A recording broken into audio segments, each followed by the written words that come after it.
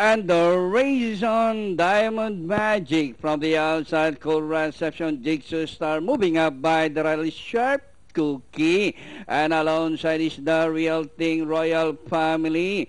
Then comes Nose West Rampage Living for Love. Third last Douglas Favorite. Ang Sabi Ko is running at the tail of the field. Sharp Cookie by some 4 lengths followed by Cool Reception.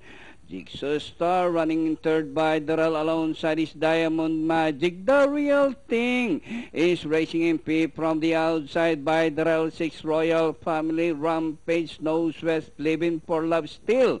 Third last Douglas Favorite. Ang Sabi Ko still running at the tail of the field. Sharp Cookie maintaining a 4 lengths lead, and by the rally's Jigsaw Star, and rounding the far turn Sharp Cookie, and on the outside is Diamond Magic, Jigsaw Star, Cool Reception.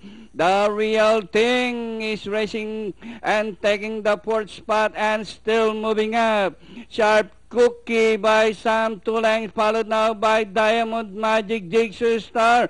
The Real Thing is on the outside as they race the final corner. Sharp Cookie still hanging to that half-length lead.